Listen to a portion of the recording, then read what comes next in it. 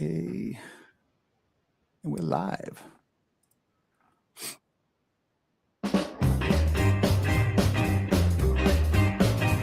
The 06 Cubs came storming in, shoulder swinging hot. Tinker and Evers turning two like they forgot the clock. Holding a swing from shortstop, Pirates punched their way. And Blick from the nap said, "We'll see you boys someday." Ticket punch to the back so grand. Ogles and rookies all hand in hand. From Cosley's grass to the Astrodome shine. Every team still playing in this heart of mine. Ripton's Iron Man Grand lit the Camden sky. While Pujols sparked one deep, a Midwest goodbye. Garrick laced doubles like thunder in July. And Walter's fastball hummed a lullaby. Ticket punched from the dice to the dream. Past and present all on the same screen. Roll the charts, let the lineups align. Baseball forever and the brackets fine.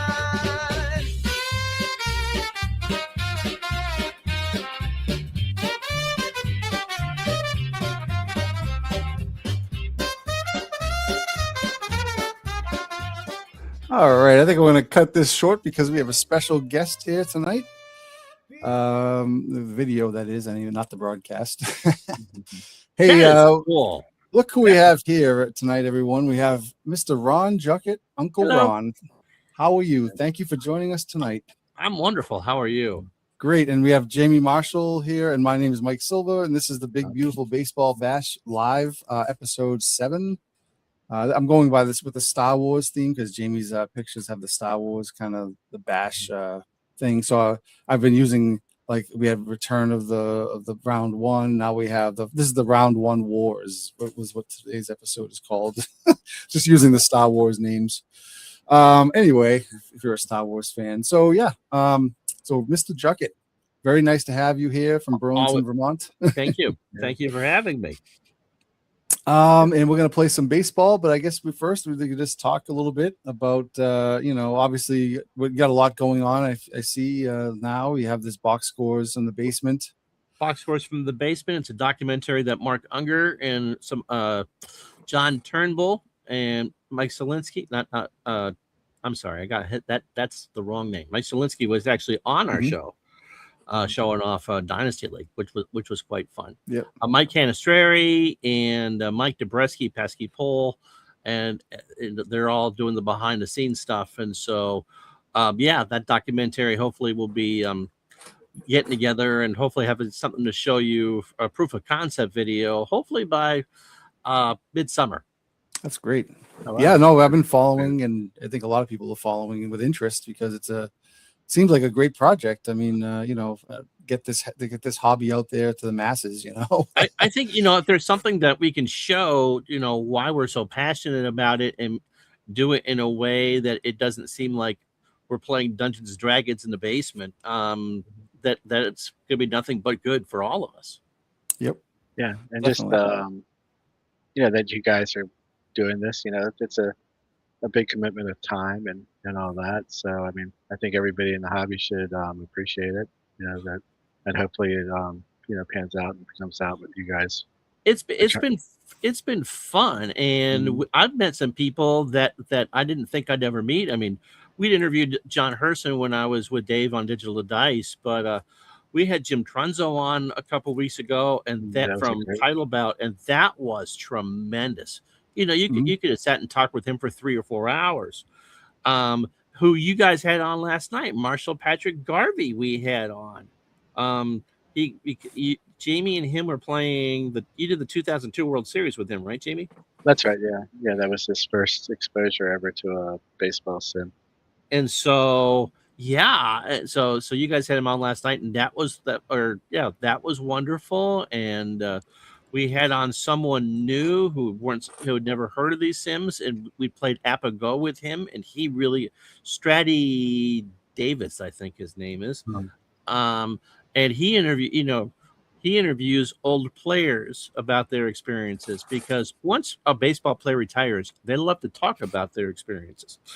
And so, yeah, it's been a really positive experience. Yeah, no, I think it's I mean beyond the documentary, but the podcast too. It's just really good way to just like touch on all different areas of the hobby and all that, and Absolutely. different people. You know, it's usually someone new and someone different each week, so it's always fun to tune into it. Yeah, I mean, we've played. I like the fact that we do the interview and then two people play a game against each other, because one of the things that, I mean, I'm so guilty of this too, is that it seems to be such a solo hobby, which we know isn't true. There's lots of draft leagues and co-ops and such for people to want to play together or do joint projects together. But seeing the interaction of watching two people play against each other, we've done fights, we've done football games. Mr. Unger is up 3-2 in our best of 7 series playing action baseball. I should be fair and mention that. But the first couple of weeks we did after with some of the baseball, we did the Pater, which I'd played once in college on like a Friday night in a darkened room. Don't ask me why. I think people were watching TV. Don't read any much into that. And so, one of the conversations that Mark and I were having is like, playing football head to head is such a chess match. I'm not a huge football player, but watching they did Super Bowl 10 between the Steelers and the Cowboys, the first one. So 75 season, 76 Super Bowl, and to watch the two of them play and see that chess match between Mark Unger and John Turnbull, like, wow, okay, I get it. And so that's the type of stuff that I really am enjoying that we can show. Yeah, because football head to head, that's a whole different dynamic. It really is. I mean, I'm a huge fan of this is a baseball stream, Ron. Solitaire Pro Football, which is I just bought that. Just bought it. Oh, I haven't played a game yet. You'll love Gary, it. Yeah, Gary Maurer, who's here, my buddy from the Digital to Dice convention, actually spent some time. And John Turnbull from one of your partners on Boxverse. Hey, John, thanks for joining. And Gary. And so Gary showed me, was kind enough to show me the ropes on that game for about an hour and a half. I mean, you got 3 plays and you're not calling defense. How can that be thrilling? But the fast action cards, and you do feel like you're watching the game on television, and that's so much of the part of the experience. So that's it. That's exactly right. Okay, now, so I've been playing. My first time I played OOTP was OOTP 2. Oh wow, that's a year before me. So going back to the turn of the century. Yep. With that's amazing. Yeah, that's it. That's the version before I started. I started with 3. Got my CD delivered in the mail. Oh, really? Somehow we were able to download it. Really? I don't know. Maybe I didn't have AOL back then. At that point. I don't know. I got a cable modem really early. Did you? Oh, yeah. There you go. And so go back there, and if you wanted to play a past season, you had to download the layman database. Yep. Tell the game what season you wanted, and it converted it into OOTP form. It's amazing. Actually, when I first started playing OTP, I played mostly just fictional stuff because that was the easiest thing to get going with. It's a sandbox. You can do whatever you want in OTP. Yeah, and I didn't really get into historical until I started building these ballparks, but probably like 2015 or maybe a little earlier than that. But that's when I started. I was like, well, I'm building these parks. I might want to start using them. So I started tinkering around with the historical replays, and that's kind of where I ended up finding this group. This community. Because I didn't start playing until I think version 22, maybe. So I don't know of it any other way than with all the. He's a Johnny come lately. Yeah, yeah, because I never, it's just too daunting, all the stuff I would see, but I finally watched someone play it actually live on the Discord channel, and this isn't so confusing, and I mean, not that you have to get that deep in the weeds with it either, but I mean, the beauty of it is you can do whatever you want with it. Mm-hmm. And like any game, it has its strengths, it has its weaknesses, but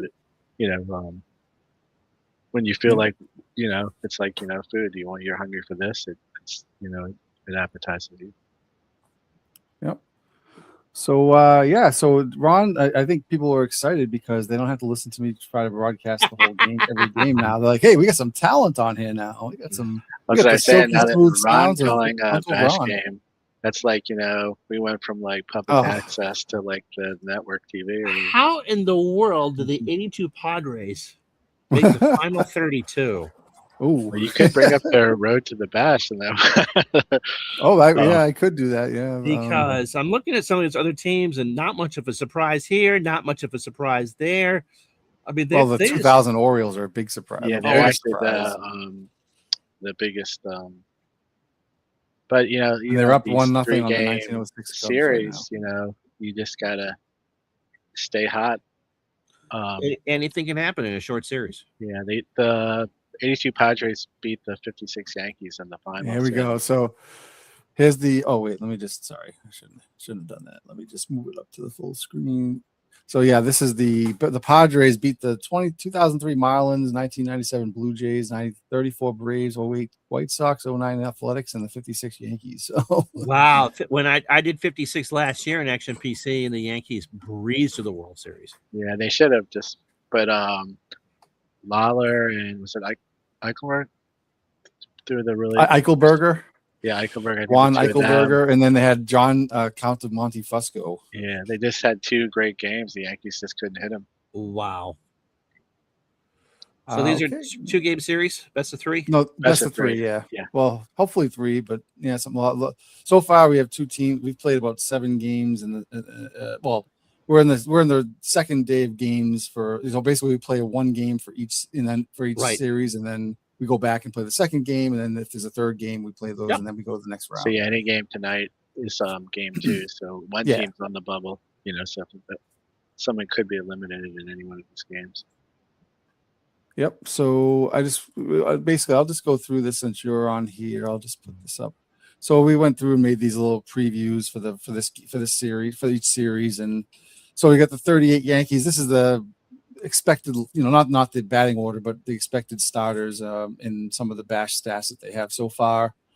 So I just want to get you acclimated to who's going to be playing. Dickey and Gehrig and Joe Gordon, Red Rolf, Corsetti, Selkirk, DiMaggio. So we got some big hitters up here. Selkirk sounds like one of those hidden stories that you just don't. I mean, when you look at a team, he was the MVP of the first of the bracket. The championship series in the bracket. In real life, he was always just a really, he was kind of like Tommy Henrik on the later year Yankees. One of those guys that just.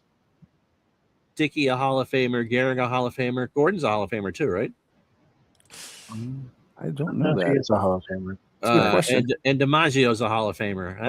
That lineup is just. And Corsetti was a coach there forever, and Henrik was one of those players. I think is kind of like Selkirk, just completely unappreciated. Mm-hmm. And thanks, Gary, for the compliment of the article. Glad you enjoyed it. For the Rangers, Bobby. Just solid all the way. Look at the numbers. Look at the numbers that the averages. Like everything's like 300. Al Oliver had a fantastic bracket, 474. Even John Lowenstein with a low average. He actually hit 5 home runs. Yeah, he hit 5 home runs in the first few games. Yeah, we thought, he's going to set the home run record. I know, but then he couldn't. Then he ended up like going on like an 0-for streak for the rest of the playoffs. But luckily, the rest of the team picked up. And Bobby Bonds is probably the one guy that's really not doing that great. But. No, and when I did 78 6 years ago, Jamie, that was 6 years ago. Yeah. They went to they played the Yankees in the ALCS, and they won. They beat Ron Guidry in 5, and Bonds, I think, drove in 7 that night. Again, here's some more Hall of Famers: Ruffing and Gomez. Yep. And Matt. Wow, Matlack's numbers weren't very good. No, actually, his ERA wasn't terrible, but he couldn't get it done with some reason. I don't know. He couldn't. But the rest of the guys had to be good. I mean, you got Fergie Jenkins and Alexander were 7-1 combined. So that was his first year back in Texas after a couple of lost years in Boston, and I think he was a hell of a lot happier in Arlington than he ever was at Fenway. Probably. And so this is the road to the. This is what each team had to beat. They had to contend with. So Yankees were in bracket 10. They beat the Braves. They didn't lose. They didn't. No, they actually, yeah, you're right. They were one of 3 teams that went undefeated in their bracket. So, what was it 38 Yankees, 81 Astros, and the 69 Orioles, if I'm not correct, if I'm not mistaken. Not a surprise. Mhm. Yep. So, and you know, the thing is with a 3-game series, you have a couple good starters. I mean, they could just win. You know what I mean? They could just win those 2 games over and over again. So, For the Rangers, the Indians, because they were so good in that era, and the Phillies, of course, went to the World Series. So they've had to beat people. Yes, yeah, the Rangers had to definitely beat. I mean, since they were a pretty low seed overall, I think they had to beat some of the better teams. Yep. So, Awesome. So yeah, these are just our little previews and that we do, and yeah. So hello to Mark Unger for joining us, and Jeff. Hey, Mark, thanks for joining. I'm a big fan of your show, so I'm glad. Nice to have you on mine. Yeah. Although this isn't much of a show, it's just we were joking before. This is a limited series because it has at some point. Yeah, we're not. I'm not really expecting to have a long, illustrious career in YouTube land. So this is just to show off the project and kind of get some record of the project on YouTube, just so I can maybe go back and watch it. Yeah, and after a year of this, you just want to celebrate it and have fun with it. As you should. That's a tremendous project. Yeah, it did. It's turned out to be such a great labor of love. I mean, it started out as, hey, this would be cool. How would this work? And then the more I got into it, like, okay, this many teams, this is how many brackets we would need. And then I'm like, wait a sec, I can actually do this. I'm like, so then I just started to build out the brackets and the preliminary rounds and all the stuff. And I don't know how familiar you are with the rules, Ron, but we're using there's no DH. There's no DH, and we're using 1980 era settings. Yep. Okay. Just because so basically so dead ball is gonna have to. Well, yeah, I mean everybody has to reset to a certain year, so we just picked 1980 because that's the year we're most familiar with. Done that the Rangers got through with the pitchers having to hit. You would have thought that would have been a tremendous handicap for all those American League teams not to have a DH. True. We were just saying the 93 Blue Jays have Paul Molitor on the bench because of that. Oh. But they did make it to the final 32. They did. They somehow made it to the final 32 with him on the bench. So, and I want to say with him, a lot of times with the players that were a DH, if they played somewhat in the field, we try to get them in there. But I want to say Mauser played every game at DH pretty much that year. It wasn't often that the guy that was a DH had to sit completely on the bench anymore. All right, so here we are at Arlington Stadium on a gorgeous night. It'll be Selkirk, Rolfe, and DiMaggio for the Yankees, with Bill Dickey cleaning up, Lou Gehrig at first batting 5th, Joe Gordon at second going 6th, Tommy Henrik in right batting 7th, Frankie Crissetti, another underrated player, batting 8th, and Lefty Gomez on the mound batting 9th. For the Rangers, it's Ziskin left. I can't see the numbers for the defensive things there. So Juan Beniquez in center, Bobby Bonds in right, Toby Hara at 3rd, Bert Campaneris at short, Bump Wills at second, underappreciated player too. The human rain delay, Mike Hargrove at first, with Jim Sundberg behind the plate and Fergie on the mound. Fergie doesn't have any numbers because it changes every round. So Selkirk homered in game 1. Yep. And actually, if you look at the Yankees stats, a lot of people homered in game 1. The Rangers got off to a big lead in the early rounds. Jenkins deals. That is strike 3. Got him on a pitch low. 1 out. That's the start that they need. I would think that Fergie, did some chilling before the game, trying to pace that. Here's Red Roll, 1 for 3 in game 1. The righty's ready.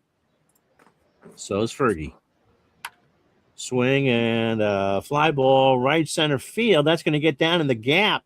That's going to be that might be 3, as a matter of fact. No, he's going to hold with a second for Red Rolfe, and the Yankees are in business early.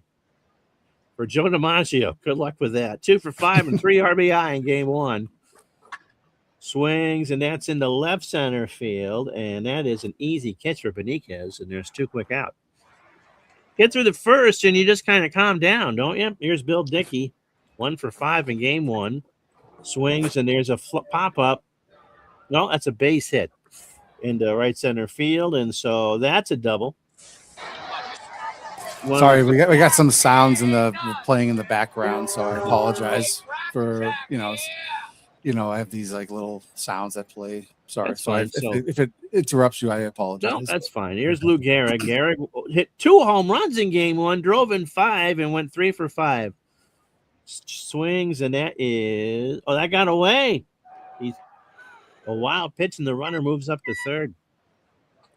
Pass ball, they're going to say. Dickey couldn't play it. The 0-1 to Gehrig.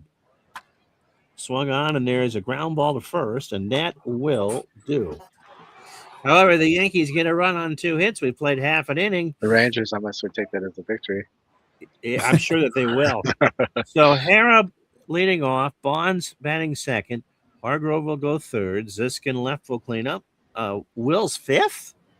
Really? Yeah. This was we did auto lineup, but let the AI figure it out. So Sundberg is behind the plate batting sixth. Beniquez in center goes seventh. Campaneris will go eighth at short, and Fergie Jenkins has to bat, which he actually did in his career. George Selkirk is in left. Joe DiMaggio, his brother, was pretty good too. In center, Tommy Henrik in right. Reddy Rolfe at third. Frank Grassetti at short. Are Gordon you at talking second. about Vince or Dom? Well, Vince was pretty good too, but Dommy. Yeah. Lou Gehrig at first. Bill Dickey behind the plate. Lefty Gomez is a lefty, obviously. Hara did not play in the first game.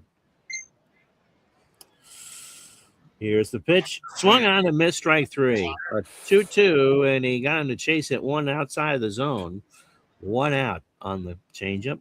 For Bobby Bonds, who has struggled 1 for 4 in game 1. But did have a home run, though. Well, it doesn't matter. Yeah, 250 ain't bad. Swings, and there's a chopper to second over to first for the out. And that's 2 quick out. For Mike Hargrove, the human rain delay.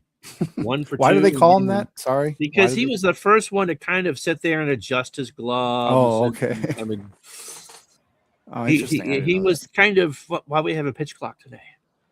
Yeah, okay. And Nomar. Yeah, and Ortiz. Here is a ground ball to second. Second verse, same as the first, and the Rangers go quietly in the first. And after 1-0. For Joe Gordon, the commissioner, who went 1. He homered. He always home runs. He hits a lot of home runs, and all the games I've ever seen, he's always up there hitting the ball out of the park for some reason. Oops, we lost Jamie. No. Oh, okay. Yeah. Hold on. Maybe he might be back, but we can press on. Whatever you'd like to do. Yeah. Okay. All right. Jenkins delivers. Popped up center field. Catch is made by Beniquez, 1 out. For Tommy Henrik, who was 2 for 2 with a solo homer in game 1. Yeah, I think the Yankees, I think, defeated the Rangers like something like 15-6 in the first. There's a lot of people who would say, here's the pitch to Henrik. There is a ground ball to second, over to first for the out, 2 away. That the 38 Yankees can make the contention as the best team of all time. Wow. 27 Yankees obviously is best known. Here's Crissetti.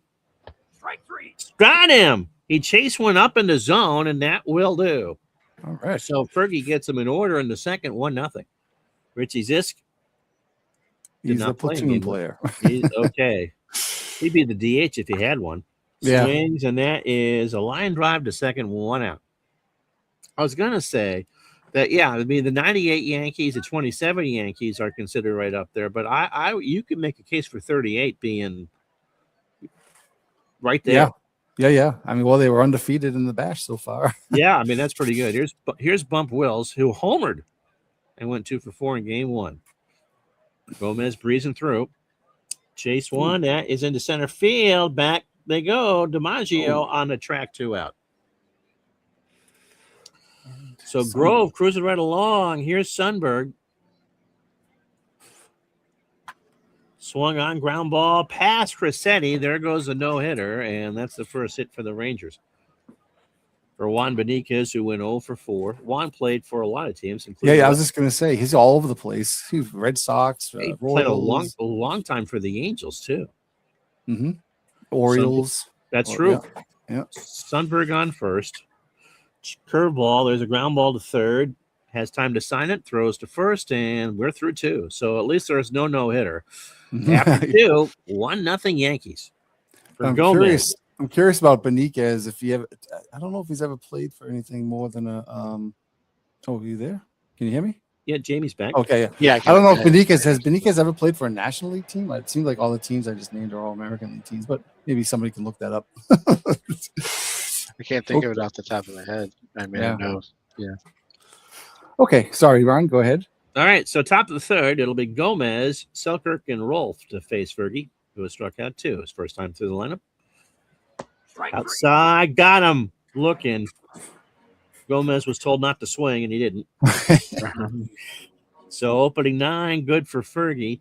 Just the 2 hits, the 1 run was earned. Here's Selkirk, who is 0 for 1 in this one. Fly ball, right center. That sounded good off the bat, but it kind of was a dying quail out there, and there's 2 out for Red Rolfe, who had to hit his first time up. Doubled, I believe. Walked. Full count. Actually, you know what? I'll make it full screen. Maybe that's better. For you to see. It's hard to see the fly balls. That's all. Yeah, it's a little bit. Yeah, with the daytime sky, it's. Yeah. Here's DiMaggio. He's 0 for 1. Swinging a ground ball to second. This should end the inning if he throws it. He does. And DiMaggio kicks the dirt. And we are through 2.5. 1-0 Yankees. So Campaneris 0 for 4 in game 1. Gomez Bash All-Star. He should be. Ground ball to second. 1 out. For Fergie. Hasn't hit in a long time. Gets a ground ball to first. No beer league hit there. Goes to Gomez for the out. 2 quick out. For Toby Hara, who is 0 for 1. Wow, Live ball popped up. First base side. Someone will get it. It's the first baseman in foul territory, and it's another one. It's 1-2-3 inning. You can't get much easier than that, gentlemen. After 3, 1-0 Yankees. No, you cannot. Dickey, an RBI double his first time up. A home run cut and he missed. Struck him out. The comment Mark. Was that the Marv Yankees Albert? were runner up in his. Was it Marv Albert? That sounded like Marv Albert. Yeah, could have been. Just Anyways. I put a whole bunch of sound files in my thing just to try to liven it up because we played Yep. 5,000 plus games on this. So Lou Gehrig's 0 for 1. Fergie is fan 4. Into left field. That's down the corner. That's going to drop. That's going to be extra bases. Gehrig digging for 2. The throw is cut off, and Lou is on with a double. A 95-mile-an-hour fastball that Gehrig just ripped. So here's the commissioner, Joe Gordon, 0 for 1. Yanks trying to get another run in here. There is a fly ball, shallow center field. That will drop. Gehrig is around third. He will score. Gordon is standing on first. The throw is kind of weak from Beniquez, and it's 2-0 New York. For Henrik, who's 0 for 1. Beniquez was a Gold Glover, I guess, but in center field. Yeah, he had some good years there. He just played in Texas. There's a swing, and that's going to be a pop up to Sundberg. Halfway down the line, a third. 2 out for Frankie Crissetti, who's 0 for 1. That is a throw down to second, and Gordon is out by about 10 miles. What was he thinking? It's like Willie Mays Hayes on the Indians. That's pretty much like me trying to steal a base. After 3.5, 2-0 New York. So Bobby Bonds 0 for 1. Gomez again, 1 base runner through 3. Wow. Full count pitch on the way. He's dealing. And we'll swing through it. In your Yeah, 78 replay run, didn't Bonds, wasn't he a standout for the Rangers? Oh my goodness, yeah. Not only in that ALCS against the Yankees, but yeah, most of the year. It was, one of those things. Here's Hargrove. There is a pop-up that's going to drop for a base hit in the shallow left center. I don't know if this an action PC, that would probably be a poor play for Crissetti. Here's this. 0 for 1. Nope. Low, and that's a walk. And I forgot where I was going to go with that. I had a thought and I lost it. It happens at my age. It happens to me a lot. First and second, here's Wells. Swung on left field, and that should be caught. It will be. And there's 2 outs. So first time Grove's been in trouble. Here's Sundberg. Singled his first time up. Oh, it's wild. And he walked him loaded. So the Rangers have a chance here to do some damage with Juan Benitez. The aforementioned Juan Benitez. 0 for 1. Oh. High ground ball right to the third base side of the mound. Oh, no. And it got away. Wow. 1 run is in. 2 runs are in, and we're tied up. It's the old Joe Garagiola thing. If they, in the inning, they're bound to do something when they come up again, and that error is huge. 2 unearned runs. But I love that when a pitcher. Yeah, I love when a pitcher makes the error and then he doesn't have any unearned. Those should be earned runs. If you I've always thought that too. Here's Campy. He's 0 for 1. He's got a chance to give him the lead. Oh my God! He just and he up. walked him. Gomez has lost the script here in the 4th. And now he's going to face Fergie. Fergie Jenkins, bases loaded, 2 out. Ground ball to short. Crissetti to second. But the Rangers get 2 on a hit and an error. And after 4, it's 2-2. Crissetti will lead off. He's 0 for 1. Oh, hit him. And that hit him in the derriere. And Crissetti takes first. All of a sudden, they're wild. So here's Lefty Gomez. Going to bunt? Yes, he does. He puts it down to third, over to first. Sacrifices worked. And the go-ahead run is on second for George Selkirk, who is 0 for 2. Swung on, fly ball, left field. Has it for the out, 2 away. I think the point I was going to make was that the Rangers were someone won the World Series with them in 77 in one of these engines. They had some good years. Mm-hmm. They just couldn't get past anybody. Oh. Rolf draws the beer league walk on 4 pitches. Oh, man. So here's DiMaggio 0 for 2. Swung on center field, and the greatest player that ever lived flies out. And we go to the bottom of the 5th, halfway home, 2-2. So Harrop and Bonds here in the 5th. Jesus, walks. How many has he walked now? He went from cruising to 4 in the last inning and change. Here's Bobby Bonds. You don't want to face him with a runner on. No. See what they do with Harrop. Oh, my God. Got away. Ever since that error, he's totally lost it. Lefty is kind of feeling it between the ears. Here's Hargrove, 1 for 2. Swung on, ground ball to the mound. He's going to go? He got the runner at second, but he took forever to decide. Something happened to him. I don't know if his wife called or something, but PTSD in the mound. Here's Zisk. He's 0 for 1 with a walk. Texas trying to take the lead. Oh my God, he's wild. Walked him. Crazy. 6 walks for Gomez. His pitch count is at 92, like that matters for 38. Here's Bump Wills. Bases loaded, 1 out. And a swing and a miss. Swung right through it. So Gomez making it out of this unscathed. Here's Sundberg. A swing. And check swing, and he went. He gets the strikeout. Gomez got the benefit of the doubt. And after 5, 2-2. Big game pitchers, they get the strikeouts. Oh, my goodness. I guess so. He's trying to catch up to his walk totals with his strikeout. Dickey has an RBI double. He's 1 for 2. Swung on, ground ball, base hit right side. And so Dickey having himself a day up. For Lou Gehrig, who had a big hit. 1 for 2. Swung on, ground ball to the mound. Fergie Licious to second for 1. Over to first. A 1-4-3 double play. Wow. For Gordon, 1 for 2 with an RBI.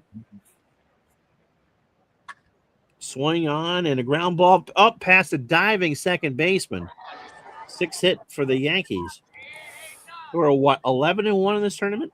Here's Henry. They're undefeated. Yeah, they're 13-0. I think 13-0. Wow. Swung on, ground ball the third, and then, oh dear, that was a misplay. Is that going to be a hit? No, I think that's a hit. Yeah, they don't really. Sometimes the animation's not 100%. Looks like it was more of an error, like it went right through his legs, but kind of it's going to count as a single. So It is a generous home team scoring, not to give Toby Hara the error. Well, Buddy Bell's on this team too, right? Yep. There's Crissetti. He is 0 for 1. 2 out, 6th inning. Swung on, fly ball, deep center field. Oh man, Makes the catch, and the Yankees. What are they doing? I gotta check the weather on here, see what the wind. The wind is blowing in from right at 11 miles an hour, so that's probably why there's not many home runs going out. Whole day in Arlington, only 59. Yeah. So Wind blowing in Arlington back then was pretty common. Yeah, especially with that early version of Arlington. Yeah, because it's all open out there. Yeah, nothing enclosed. And when they built the second stadium, at least it could block some of that one. Benitez is 0 for 2, by the way. Oh, goodness, he's walked 7. He's only count. allowed 2 hits, but he's walked 7 pitches. 103 pitches so far. Campy's 0 for 1. Swung on, ground ball to the mound, and the catcher's got it and goes to second for the late force. So the fielder's choice, and let's see what they do. Fergie's done. My favorite player, Kurt Bavacqua. Did someone get a limo and pick him up, or where's Tommy Lasorda? Let's ask Lasorda about this move. Bavacqua, there's something about a Kurt Bavacqua man. They brought the limousine to bring him over here to put him in the lineup. So I wonder if the computer will steal Campy, because Campy has good speed. Inside, throw down to second. They do steal, and the throw is late. Oh, they got that lead run in scoring position. And so, the go-ahead run in scoring position for Kurt Bavacqua. Oh my God! Wow, 8 walks. This could have a record walks in this game.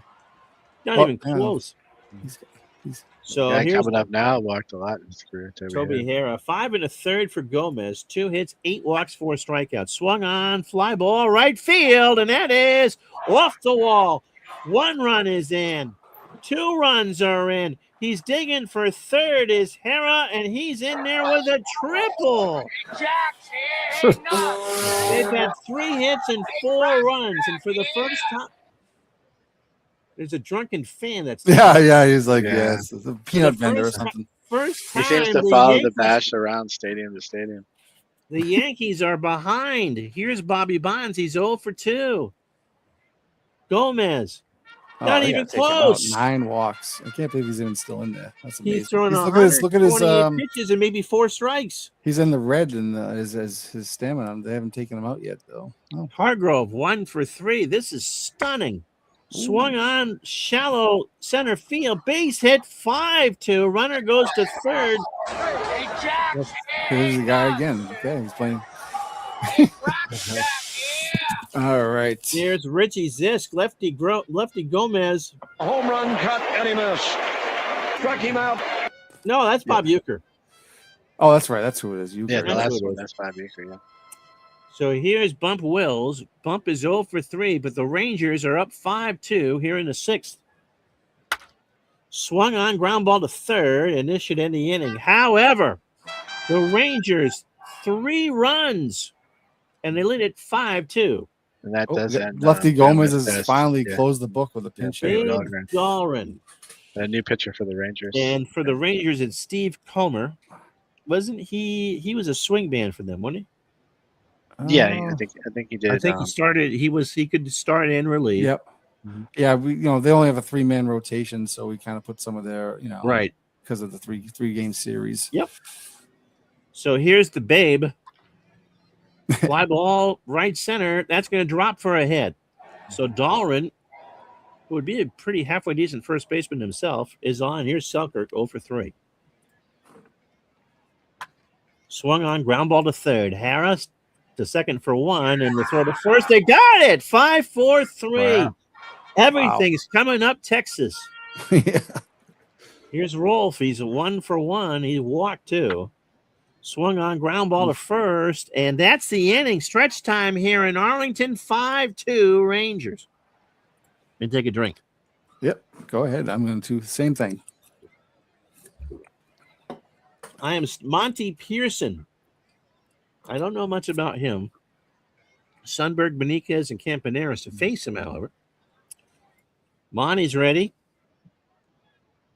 Someone's doing yard work at night here. Ground ball, a fly ball to right, and there's one out. God work never ends. Nope. It never ends. 0 for 2. It's 55 degrees here in Burlington, and it's not the warmest night. Here's the pitch swung on and ground ball past the diving third baseman. And again, the Rangers, they apparently went to Vegas before the game to beat the A's because they're up. Here's Campy, who's 0 for 2. He stole a huge bases last time up. Oh, gets away. And that got away, and the runner moves up to third. Is that a wild pitch or a pass ball? Yep, wild pitch. It's a wild pitch. So the Yankees are 6 outs away from being on the brink. Campy swings, ground ball to short. Yankees were playing in, runner holds, and there's 2 out on the circle change. Al Oliver, who's pinch hitting. Oh, because Comer's in the 4-hole. Yeah, they did a double switch or whatever. Who'd they pull for Comer? Yeah. Was it Zisk? I think they took out Richie Zisk. Yeah. Richie Zisk. Yeah. Yeah, that's been a little bit of an interesting AI decisions in this game. We noticed a lot of times, unbelievably enough, as you would think, that Ted Williams would get pulled out for a double switch, which is the craziest thing I've ever seen. But it would happen a lot. Marcus told me years ago, speaking of the Oliver at bat, I'll remember this. So there's a ground ball, base hit right field, and it's 6-2 Texas. I was just about to say, Al Oliver is just the quintessential professional hitter, the term that he used. I loved him growing up. Yeah. Toby Harrah, by the way, 1 for 3 with 2 RBI. It came on that triple earlier, and that is... Oh, that's a bad... Oh, my goodness. What in the world? We have Yeah. replaced the 38 Yankees with Chico's bail bonds. If anybody notices. I was going to say that years ago I was talking with Marcus, and the game looks at the ratings.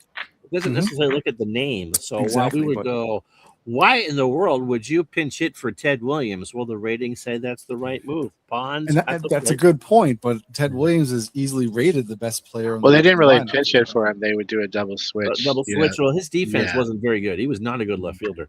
Swung on. There's a ground ball to first, and this nightmare inning ends for the Yankees with another run. After 6-2 Texas. I will say, if I could just, the 27 Yankees were losing to the Royals by 4 runs late in the game, and the 27 Yankees came back and won it in the 9th inning. This team is out of it yet. Yeah, it's not over yet. 6 runs, 7 hits, no errors for the Rangers. 2 runs, 8 hits, an error for the Yankees. DiMaggio's 0 for 3. Comer starts his 2nd inning. Swung on, fly ball. No, pop up.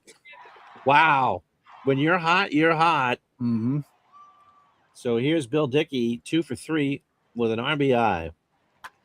Swung on right center. That will get down in there. Bill Dickey is trying to keep this Yankee team alive, in it, all by himself. He's got his 2nd double of the ball game. 9th hit for the Yankees. They've hit well.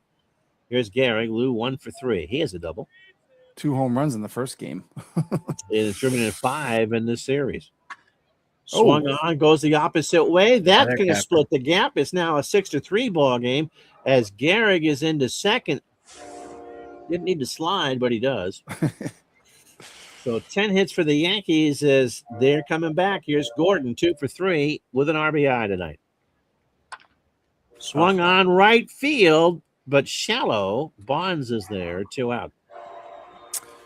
If I can just interject, I want to say that using this bash and playing every team, you got a big appreciation for the Yankees franchise and just how good they were constantly. Oh my goodness.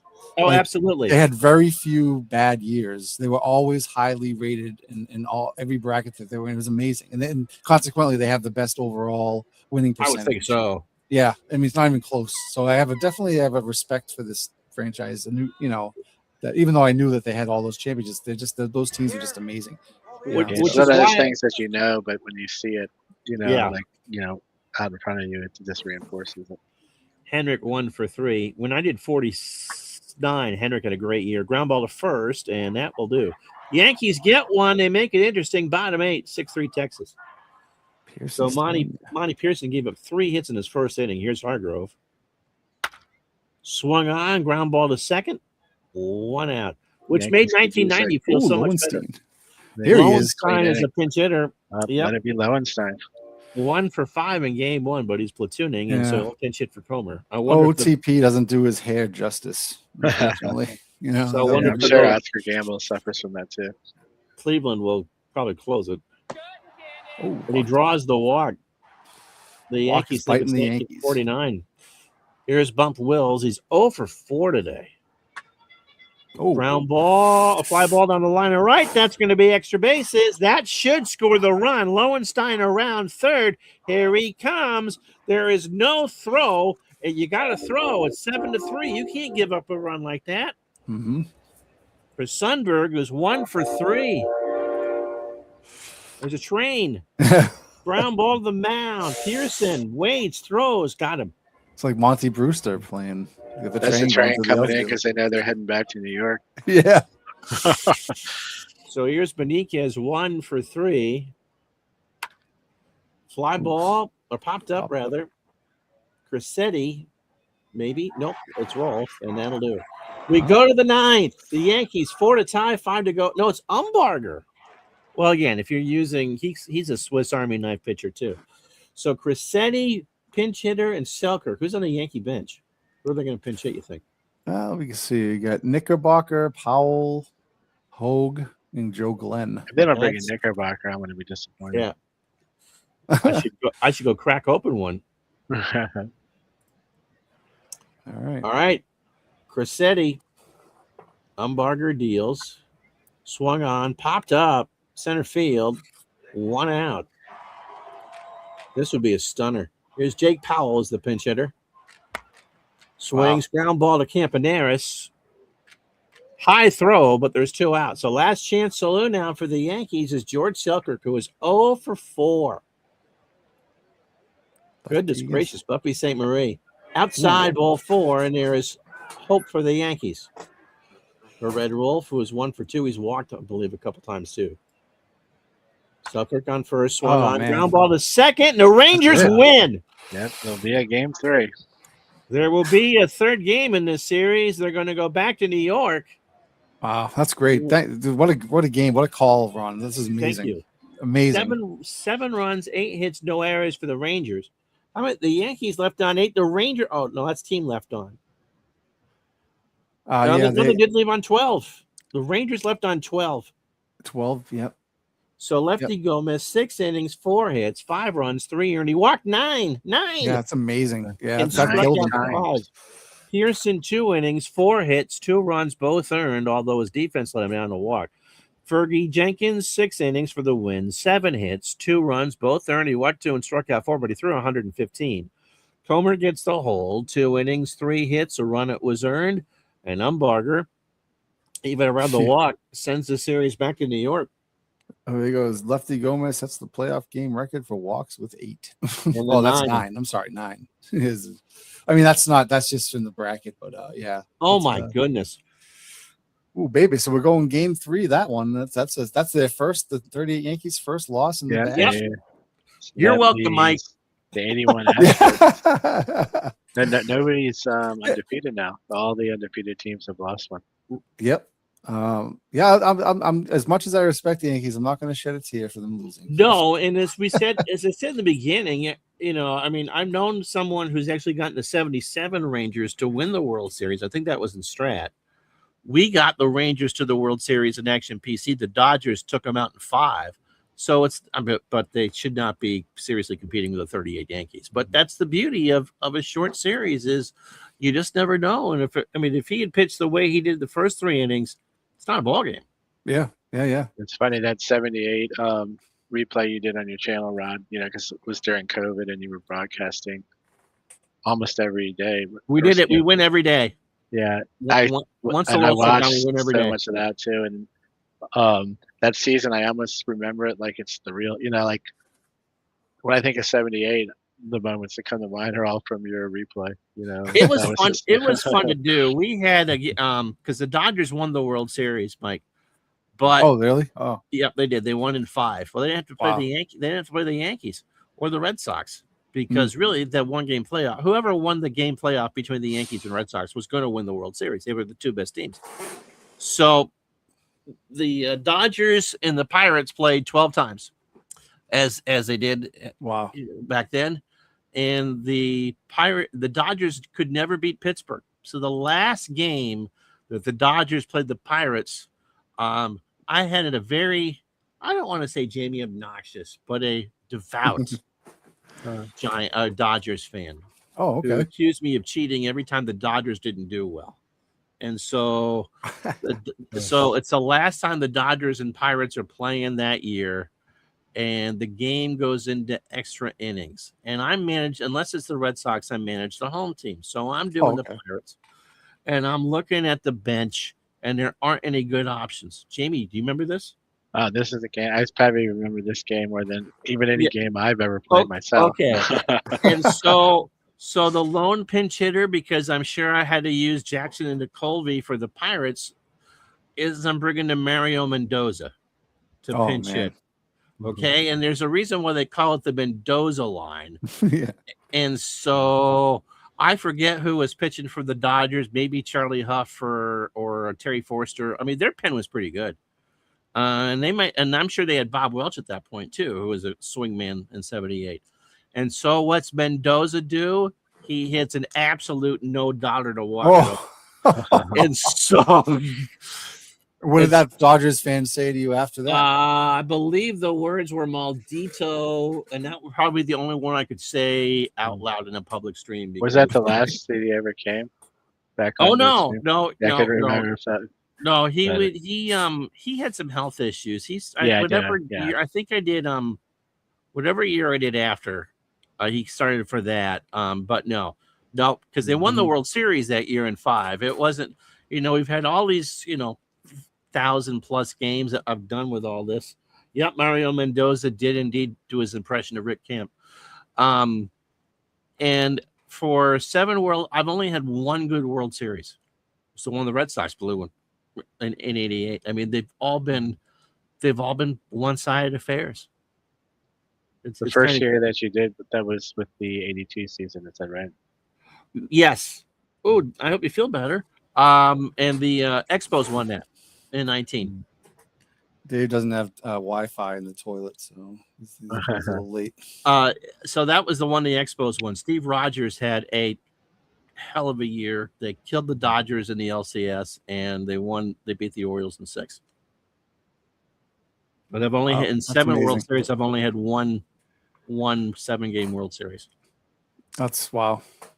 That's crazy. Yeah, that's great, man. Those are all good years. You do all the years that I like to, I mean, what I've started to do is I'll do a year in my wheelhouse, which is 77 through 93, and then I'll pick one outside. So I've done 49, thinking the Red Sox would do well. No. I picked 56 specifically because I expected the Dodgers, the Braves, and the Reds to fight all year, and the Dodgers had that wrapped up by Memorial Day. So when you pick one outside your wheelhouse, is there any parameters that you have? It needs to be a season that's kind of interesting to me. It was Mickey Mantle's Triple Crown year, and as I get older, just like with Mike, I'm more appreciative of what the Yankees did. And so I wanted to do a peak Yankee year. But I figured that the going story would be the 3, because that's Frank Robinson's rookie year. Yeah. It's Aaron coming into his own, and Eddie Matthews, and you got to do a Brooklyn season where they expect to do well. Have you picked the season yet for next year, or announced it, or is it still? I'm debating what I want to do. I want to talk with Mr. Cook about 94 at some point. Thing about taking a season that didn't finish is that because I do as played, and you guys talked about that before, there are good things about doing as played. There's not as much managerial stuff you got to think about. And then you get to the end of the season, and it's the Ron Juckett's batting for you. Well, look, we're 3 games up. Why are you catching? Oh, they told me to catch. And and so those are the bad things. And so 64 intrigues me. Before I get to 94, 64 intrigues me because the American League race was almost as good The Yankees, the White Sox, and the Orioles went right down to the wire too. Mm-hmm. The problem with 64 as played is Gene Mauch screwed the pooch for the Phillies the last 10 days of the season. What did he go with? Chris Short like 3 times, and so Yeah. the 64 Reds, Cardinals are in this bracket. They're in this final. Yeah, they made 32. it fun. if you did the 64 season more often than not, I think the Reds would actually win it.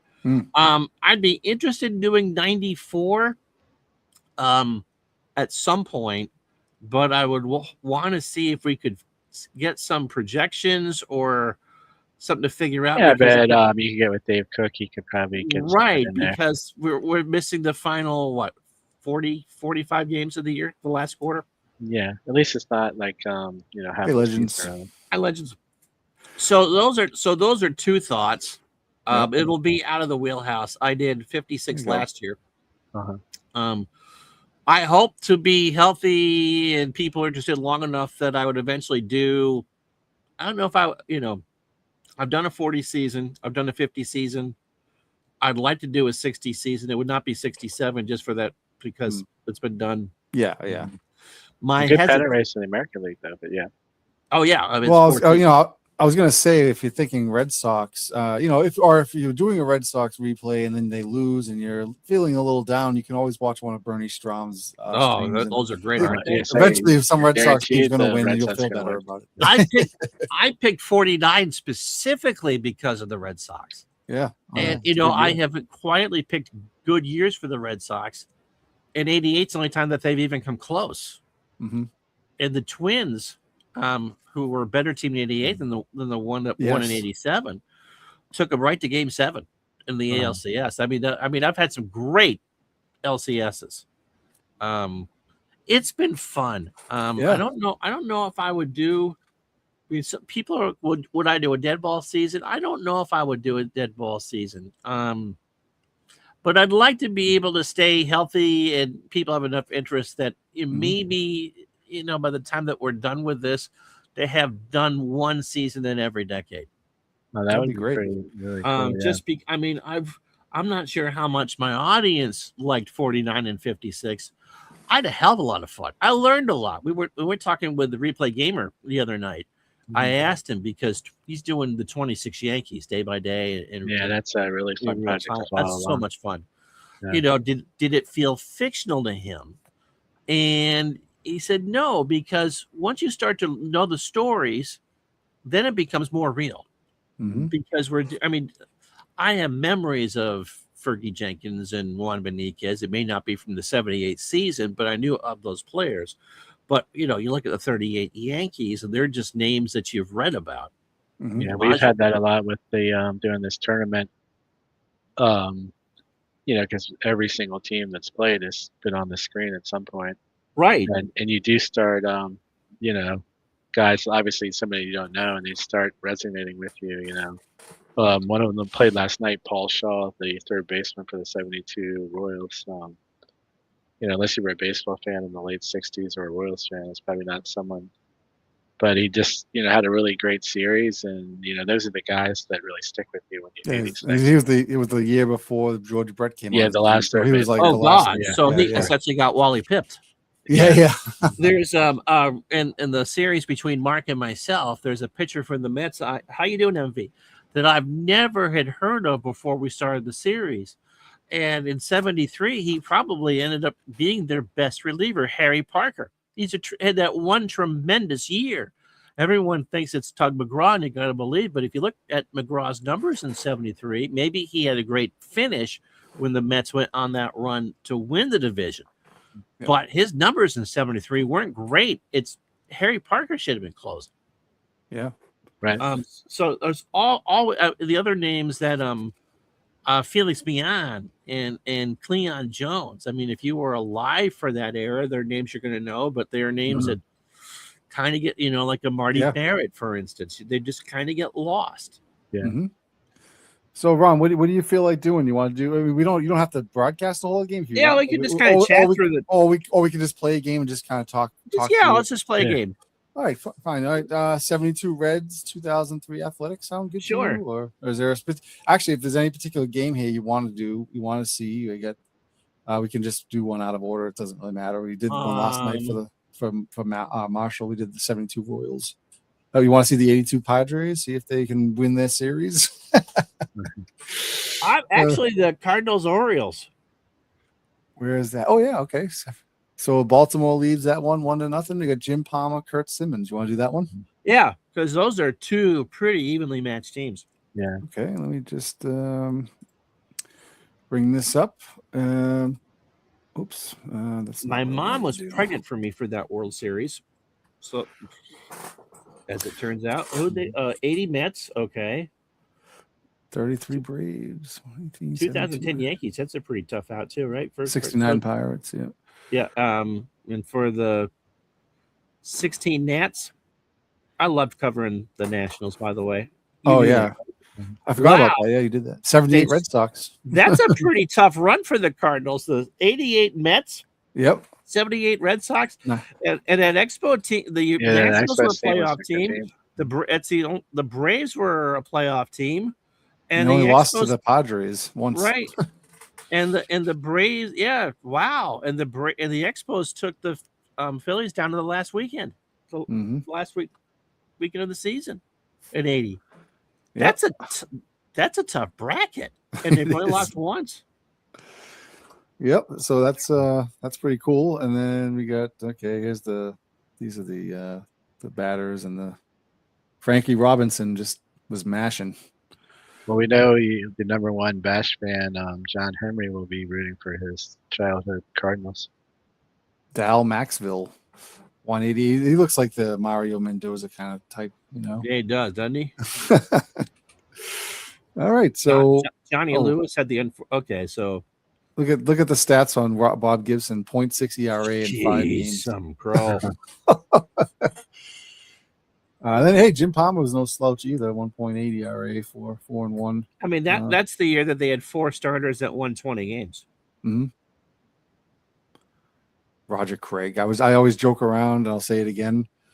Roger Craig. The only reason why I know that guy, not because he was a player, but because when I collected baseball cards in the 80s, 1988 tops, I got a Roger Craig manager card in every pack. So that's when I see him. That's all I can think of. The distribution of tops of the 80s was quite suspect. Yeah, there was always that one card. I think I told Mike in the early 80s I wanted the Fred Lynn card really bad. And I think it seemed like every pack I got Doug Flynn. So it was like pulling back the cards, I could see like YNN, and then it's Doug Flynn. Yep. So here we are at Sportsman's Park. I like this one. This is one of my favorites. We got How long does it take you to do one of these parks? Ooh, depends. Like the newer ones and the parks where I have a lot more evidence and good pictures and stuff where it would take me a lot longer with the detail work. But yeah, I would say 10, 12 hours maybe. Jeez. This park, there's some enhancements to it too. That oh yeah, well we actually just added the background. That's the actual background. Like what that building was actually there, and we added this. I didn't realize there was a screen there until I did this project. Wow, they actually had a screen right there. You can see it now. It's a little prominent now, but it actually had to hit on the roof for a home run. Oh, because it's only 310 down the line, right? Yeah, it's that. Then I saw the distance, like, oh yeah, okay, I get that. So now. yeah, go ahead and play. We'll just kind of chat. All right, cool. So this is there's the screen. And have you seen the? There's a guy. He must be using Blender or something like that. He's modeling the older parks. He's done a. Oh, I know you're talking about. Yeah. The guy. No, that's yeah. What is it? Shoot, what was his name? I was following him on Twitter. He's just done Ebbets. Comiskey. He did Ebbets, he did Comiskey, and he did one other League Crossley. League Park. Crossley. He did Crossley. He did League Park too in Cleveland. Yeah. So there's 4, I guess. Yeah, I forget what his name is. Unbelievable stuff. Oh my God! He gets everything down to the cup holders and the seats. Yeah, you go into the manager's office and it's all. It has all the bathrooms and everything. The restaurants. For those older parks, there's just not so many pictures, as you know, Mike. It's 1-0 Baltimore, by the way. Yeah, it's. Did you say Baltimore? Balmer. Yeah, Balmer. That's how they would drink a Natty Boh in Balmer. Actually, you're from Dundalk. Let me just change this here. Get the full screen again. I'm not, like I said, I'm an amateur. I'm not paying attention to all the detail here. No, don't worry about it. So yeah, so I'm going to ask you: do you miss the Digital to Dice podcast? Sometimes. I mean, you are missed, you know that, but yeah, Well, I imagine it's got to be a. With his back on the box scores on the basement, so it's nice. Yeah, no, that's great. Yeah, so yeah, that actually is it's a good. I mean, I wasn't going anywhere, and I actually That's did. true. It was nice double. Yeah, a single and an error for Paul that's right. Blair. Got by him. He was chasing that. Paul Blair's like amazing. He's been amazing as well. Yeah, the lineups are kind of wonky if Lou Brock's in third. Yeah, I mean, again, I just hit the auto do the lineups, and then I do that for every team. One thing that could be a factor too is in Out of the Park, it has a setting for the lineups, like do you want to use the analytical era and stuff like that, so that can impact it too, if it's not set to historical era. Well, Brock was so good getting on base. It's not necessarily a bad choice for third, but it's just not so you're used to seeing it. Yeah, part of the setup that Jamie and I do for each bracket and the detail that we try to get into is we go through each team and we go to Baseball Reference for that season, and we make sure that at least the active rosters had, at least based on games played on Baseball Reference, that they had the guys who played the most. And what we do is we make sure we do give the starting positions. We make sure they're in the for the most part they're correct. The only thing we don't do is we just let the computer do the line, like the batting order. So yeah. And then the only other factor too is that the player had to be at least on the team at the end of the season. Like they could have been hurt and they can still play, but if they got traded, then they're on the team that they got traded for. Yep, that makes sense. Yeah, because figure you want, if you're playing World Series teams, you want to play the players that were on the World Series. Yeah, we went by the end of year roster. That actually took some doing as well with the OTP to get the end of season rosters. And so, what'd you do with Cagligliero and Rice? Well, if they're injured, they still get the play in the bash. Yeah, it's only if they got traded. All right. They would. And I will say, we did take a liberty in 78. We put when did Thurman Munson die? 79. 79. Yeah. I actually took him out and I actually pulled him back in and put him on the team in 79. Nobody has to be penalized for dying in the bash. Right. But I'll tell you, we found some really interesting stories, because what I was doing was as we were coming up with these rosters and looking at Baseball Reference, we were noticing that sometimes there was some discrepancies. Oh, that's hit. To right. Oh, damn! It's got it. Nope. Yeah, I just realized I don't think I've seen one home run since you've been on this broadcast. No, didn't have a home run. We had a lot of walks. Yeah, but anyway, Baseball Universe is telling you to do a dead ball season. But we found a lot of instances where guys left the team for whatever reason. There was one guy on the I think the White Sox or the Tigers. I think it was a pitcher named Bobby Douglas. And he got banned from baseball in the middle of the season because he was gambling or something. He tried to conspire with the other team to throw a game, and they got back to and he got banned for baseball. That's not good. Yeah, there's a guy. I'm on the OTP beta team, and there's a guy I converse with a lot, and I was going back every time I saw a play. I'm like, this play is not on the end of season rosters for some reason. I don't know why. He's listed here as a starter, and he'd always come back and say, well, this guy's not on it for this reason. This guy's not on it for this. It would always have a really interesting reason for most part. I'm like, sometimes it was they were like if it was World War I, they went to right. Yeah, they went to war. That was a big. Yeah, the war one was a big one, obviously. But I learned when I did 40, because I've done 46 in Strat, for myself, that after the war, the rosters were expanded the first month and a half of the season, 40, because of the players coming back to play themselves back into shape. You know what I didn't realize? I think boy, that's a good hit. That's over the head. Yeah, I realized. I didn't realize it wasn't even in the 80s. Did they, when the season began, did they have an expanded roster through April? Do you remember any? I thought I read something about that. Maybe there was They did play around with the roster for a couple of years. I believe they reduced it to 24. In the I think they were smaller. Oh, because I thought I read somewhere that April, some date late in April, like the rosters had to be cut down to like the 24 or 25. There was man at roster. the time in baseball that was true, but I don't think it was in the 80s. They Oh, wasn't might the 80s? Okay. Yeah. They might have done something in '90 because of the strike. Yeah, that could be possible. Yeah. It might have I been wanna 27 or say- 28. maybe. It certainly wasn't as many I'll as have to 40. go back and look at that. Yeah. It's just, baseball is just amazing. The history is just unbelievably like interesting. It's never ending. Like it just Yeah, always there's finds so much something. minutiae there for sure. Yeah. And obviously baseball is so intertwined with history in this country. Yes. It's Oh, crazy, absolutely. So, I mean, we got to do a Bash Balls commercial too here. I don't know if you've seen those. Those are funny. We won't pay the bills if we don't play the game. I know. We got to keep the lights on. Oh, that's nice diving. Great Oh, play it's by Belanger. Oh, or if this was the NHL, it would be Belanger. Great. That's why I call him Belanger because I'm used to playing hockey games all A the time. kick save Oh, and a it's beauty Belanger. by Belanger. I was so sad to see that Claude Lemieux died. Oh, I know. Yeah. That was sad. Well, that's ripped. Yeah. Yeah. So you're a big hockey fan, right? Like, Montreal, yeah. Well, you're Canadians. Oh, so there you go.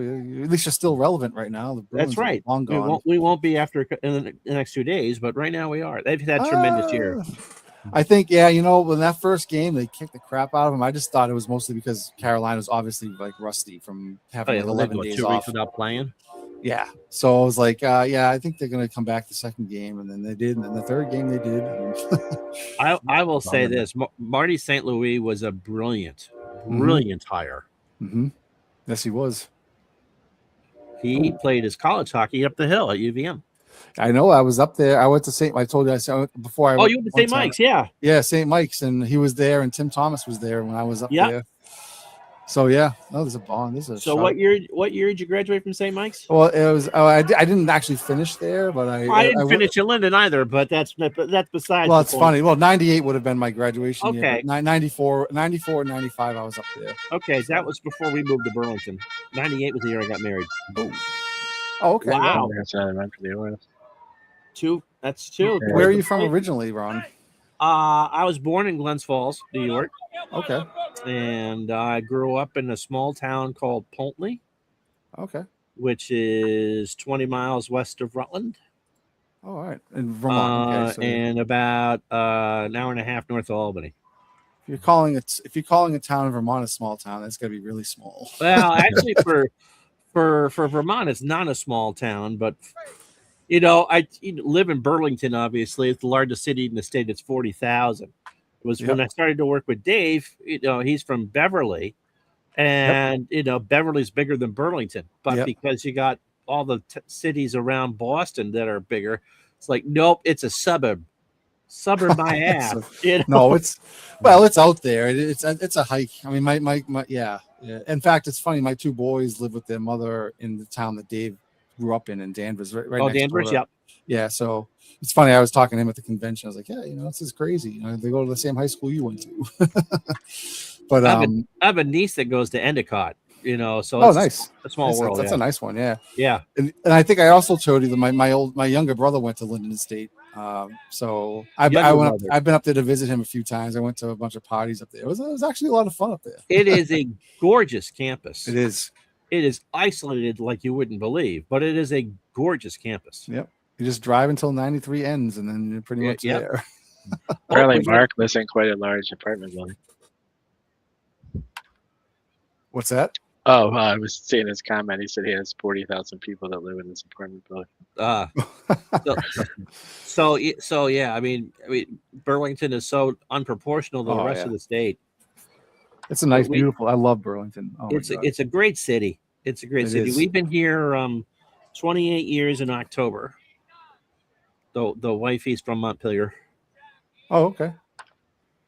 Yeah, I tell you, it's just Burlington's just I loved it. Look at that beautiful sunset. Over. Oh yeah, I don't face the lake, but yes. John Alexander, who I'm sure you know, was stationed in Plattsburgh in the early 90s. Yeah, I was just gonna say Plattsburgh. I dated a girl when I was over there, and she was from Plattsburgh. So I made it over there a couple times, and I took the ferry from Burlington over there. Yeah. Jamie, have you been up in Vermont or no? I haven't. I've been to Maine and New Hampshire. Obviously Massachusetts, but never Right. been to Vermont. I went swimming in Maine once. Yeah, our family used to go. You We did. had a I've never neighbor done that had You're not a missing cabin anything. up in Maine, and they would let us use it for a week in the summertime. So we used to go up there a That's lot. gorgeous. Just don't go swimming. Yeah, Where in there was Maine a was it? lake. It was when you're like a little Old kid, though, Orchard you Beach? jump into the polar ice caps if you Right. got a chance to swim. But yeah, it was really cool. Wow. Jim Palmer is quietly spinning a masterpiece here. Uh-huh. One hitter. One hitter, for yeah. 6. Geez. And he's up at bat now, 1 for 2. Yeah, Maine, I see the pictures of all the rocky beaches and I'm just like, I'll pass. I was up in the the upper state, Oh, you were way up there? with the lakes and the big logging trucks that were coming Oh, down these God, roads yeah. all the That's a time. different vibe, Yeah. than the Portland area. Millinocket was the name. of it. Millinocket, yeah. Millinocket. Okay. Yeah. Jesus. That's up there. Like, is that like that Calais and all these other places that are way up there? Yeah, we couldn't get any kind of TV, so your choice was the radio. Yeah. At night. That's where, Ted Kaczynski's go over. They hang out in Millinocket,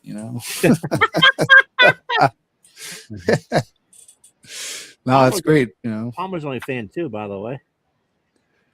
Oh, and Ron, another guy I've met at the convention the last 2 years was a really great guy. Is that Andy Pechkowski? Oh, he's wonderful, isn't he?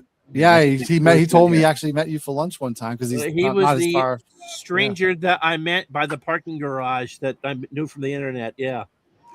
We had a great lunch together, and we hope to do it again real soon. Yeah, he's a great guy. Another he's great a play fun by time. Belanger. Yeah, Yep, he's Belanger made it. tremendous. What do you mean we're Yeah. supposed to talk about the game, Jamie? Jeez. Oh no, you're fine. No, this is exactly what Jamie and I have done for a year. We just shoot the breeze, talk about, whatever. And then if a good play happens, like, oh, look at that, A lot of times we're like looking up stuff on Baseball Reference. Oh, who is this guy? Who's this? Yeah. If I see someone whose last name is similar to, like, I'm like, oh, is that guy related to this guy? And sometimes it would be the case. Like, what was the guy? Musel, Irish Musel, and Oh yeah, we can and read the Bob Bob Musil. Musil. Yeah. Think of his name, whatever the brother's name. Irish Musel. I love the ever- names from the Dead Ball. nice double play. Did you ever have a case where you had a Casey Stengel managed team play against Casey Stengel, or any? You must have had that. Oh, go ahead, Jamie. You want to say about the doppelganger? Oh, are you talking about for the pitching doppelganger or? Well, I mean, as far as managed teams, I don't know, but we had Lefty Tyler play. Yeah, Lefty Tyler hit a home run off of Lefty Tyler, a pitcher. Yeah. That was the only time. Yeah, we had Two pitchers. One pitcher hit a home run off of himself. I love it when you have the same players playing against each other. And Jack McDowell faced Jack McDowell as well. Yeah, in but, the bash. We did So, have the 1943 White Sox, which were not only were they a surprise winner of their bracket, but they faced the 1940 nice White catch. Sox. So Nice. we had, Let's see that one again. We have the replay option here. This will give you a little better close. Oh, that's look at good. I that. can see that. That's cool. Yeah, they give you the zoom. Usually for home runs, I'll do the replay. Like it does that, it falls the ball out of the park. But Oh, you got exit velocity and launch velo. oh, it does that. It has all the new stuff, which I'm So not really anyone over the age of 60 is already sending nasty notes. Oh yeah. One What's thing his it does barrel? do- What's his barrel rate? I don't know. Yeah. What that guy's great. He's got a great barrel rate percentage. I'm like, I don't know what that is. even though it's not a like a video game in the sense that it's not physics based or whatever, but the pitches are actually like in sync with the swings, like where they hit it off the bat and all that. That's kinda, well I hit. always think it's kind of cool. Yep.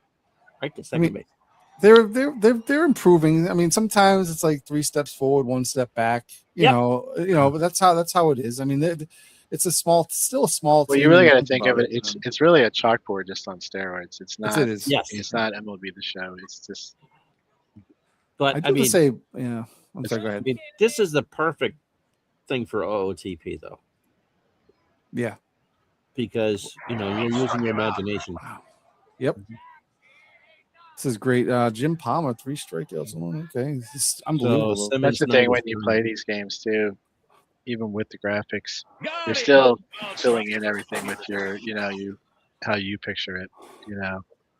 I can remember even as a kid with micro league, and Well, it was keep going back to that because I forget it was Kilburn the other night that got to start playing micro league, and that you could just choose what pitch to pitch, and it just kind of gave it that much more of that believability, Are you and it gonna was always so fun with your friends too, because Yeah. you're both doing something at the same time. Yeah, I had the best friend from elementary school that we played micro league with, and we had to look away when the other one called the defense. Oh yeah, exactly. I love that was what I cut my teeth and playing micro league. 84, 85 season team discs I had. Yep, the big 5 1/4 inch floppies. Oh yeah, those. Oh man, you know what? I was the only one in my whole neighborhood that I knew that actually enjoyed that game. I loved it. Everybody else we was had like, a "Oh whole wait, crew of you people don't that would do come, yeah. anything. You don't control. You don't use the controller." I'm like, "No, you just." That was perfect. Look at I all had the like players, 6 though. Look at kids that. from the neighborhood would play. Oh, nobody else was interested. My brothers never wanted to do anything. I'm We like, "Oh, you want literally to play wore micro out the league?" No. disc. I had to send it back to get a replacement disc. Did they actually give you one? Yeah, they just made you send in your old one. Yeah, it took It like was 6 weeks probably. The other kids in the neighborhood were like, yeah, because it probably took like 4 weeks to get it. Did it come yet? So, No, not yet. Who was the poor sucker that played the 55 Nationals? Oh,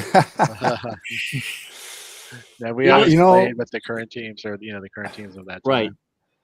you know what I used to do? I used to take the poster boards that people would do science fair projects on. Yeah. I'd make my mother buy me a bunch of them, and what I would do is I'd take a marker, I would take a ruler, and I would take a marker, and I would line out all the things. I would make a schedule on the poster board, and I would have the 85 team disc, and I would have all the teams. I would have Tom Browning and the starting pitchers for each game. I'd have it all, and I'd put the scores on it. Oh, I used to love that stuff. But And I that was the only one in my early neighborhood seeds that did of that. the where he would put 2,000 teams into a spreadsheet to seed them to do a Yeah, I tournament. know. There you go. Oh, nice hit. Oh, it's a base hit. Oh, it could They're be a run. gonna get a Oh, run. Nope. they're being safe. They're being conservative. I Right. had a copy of the Neff Cohen Encyclopedia, and it was Yeah. was We did it? too. And we had the box score and team editor disc. Oh And yeah, so we'd pump in teams. yeah. Yeah, as a kid, that book, that was how I discovered all these teams, names you might have heard of. He But, pitches yeah, a just strike all the and that's stats, it. Yep. I didn't realize that he was a big part of. I think it was Dynasty League. There was that name came up, and I almost fell out of where Who I is this? am. Neft.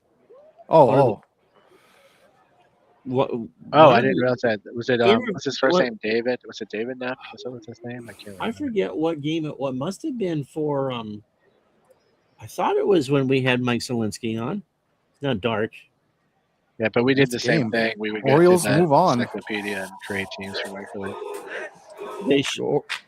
Orioles have swept. It's Yeah, the swept out Orioles, the 64 Cardinals. That's the second team to advance so far, right? Yeah, third team. Or third, 20, okay. 27 Yankees. Shoot. Hold on a second. It's hard to keep track of all these. I mean, with all the teams and the. Mhm. So here's the bracket. So we had the 26 Senators actually beat the That's right, 29 Cubs. 27 Yankees, 26 Senators, and now we got someone out of the 20s that made it. Yep, the 20s. Right? So the 71 Orioles. Here we go. So that's where are they on this bracket? I just gotta find them. Upper right. Is it upper right? Okay. Yep. Yep, you're right. Yep. 2-0. So they're going to play the winner of The Yankees and Rangers. the Yankees and Rangers. Wow, that's great. The Yeah, Orioles, they probably don't know which one of those two they want. The Rangers are look a little more scarier than they did after the first game. They're technically time off after each round. So would you go with Matlack in game one if the Rangers advance, or how is that going to work? You're only using 3 starters, right? Yeah, the thing is, I'm not sure because usually it's pretty close. It's close to having every other day. I don't know if there's enough. It depends on the rounds. I think round 1 and 2. I think usually if the third starter didn't start in the first series, he'll be the first to start in the second one. But then as it goes on, there's more time off. So, like if a team that went undefeated, they'll pretty much use just their 2 pitchers all the way through. I mean, that didn't happen very often. But Hey, I just wanted to, while we're here, I just wanted to thank everyone for dropping by. I haven't had a chance to call out everybody. You know, when I'm playing the game, I'm sharing the screen and not really seeing the chats and stuff. I mean, sometimes, and I'm not really good at it anyway right now. But anyway, thank you everybody for coming by. I just wanted to say while we're talking, I just wanted to say I appreciate everybody coming in. Andy Pachkowski, who I mentioned, John Turnbull, Dave Lando. Yeah, thanks guys. Mark Unger. I see a bunch of guys that are here, and I think I have to thank Ron for that. Legends. It's not my silky smooth voice that brought everybody here. I was gonna say MV and Legends. And, MV I shout out too. to Legends too, because he's very good. Yeah, and that's an amazing. I mean, to do what he does with them. I mean, that shows you too, like, you know, with these games, if you're willing to put the time and work into them, you know what you can get out of them. He is the model of consistency as far as getting his stuff out there. He doesn't miss a day. He doesn't, and that's amazing. It's amazing. And I mean, and then someone mentioned MV. It's like, geez, I think someone had to bribe his agent to get him on here. So can't really. You almost never get that guy on here. So thanks, Jamie, if you did that. Yeah, he's the reigning champion, I think, in 3 of the. Yeah, no, I love MV. I'm just joking. The Big Clue and Steve Tate leagues. Oh, so is that Diamond Mine or Action PC? It's Action PC. They have a league for Action PC: baseball, football, hockey, and basketball.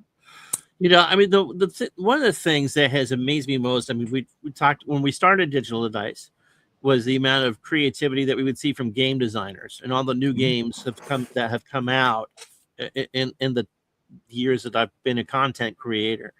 But what's kind of appeared the last few years is the creativity, especially with AI now being, you know, pretty much mainstream, is what you guys are doing, you know, what the game players are doing and how they're dressing up their stories and how everyone has a different way of presenting a replay. It's not just post the box score and move on. In fact, what I kind of do now is kind of old school compared to, you know, I mean, with the ballparks and the AI, and everyone has a different take on how they want to do this. And it's so fun to see what talking to the replay gamer, Steve.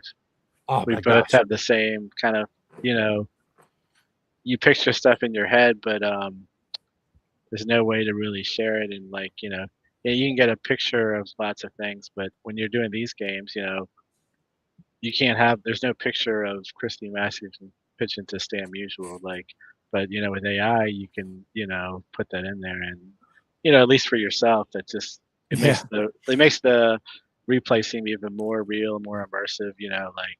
Sure. You know, I mean, even just having a box score, you know, you have an actual box score after games, or even just that by itself, you know. Well, to go back to Micro League for a second, and you could hook your printer up to it and print out a box score. Right. Yeah.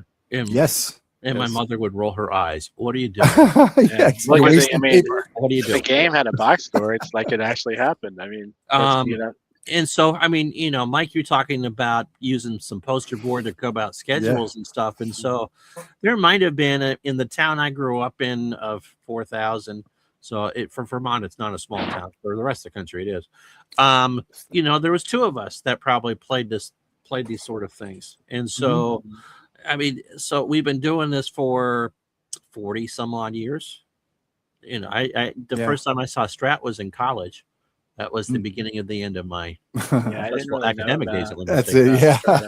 Or app. I used to see some of them in the ads in the Street and Smith, but I thought they were like, you know, like the ones that were always famous in the comic books, like Send Away for, like, you know, you could be the muscle guy, or like the 6,000. Oh yeah, the sea monkeys, right? Yeah, or sea monkeys or whatever. That's like, to me, that was what was in the same category, because the only game I ever saw at stores was the Avalon Hill stuff, and I don't know if it's because I was growing up in, you know, the DC area near Baltimore, where Avalon Hill was, but that was the only like tabletop sports games I was ever familiar with. When I got the Sporting News every year for Christmas from my baseball loving uncle, and so it was the baseball card ads that would always strike me. You know, you'd see the ads for amazing Micro League and all, and eventually pursue the pennant.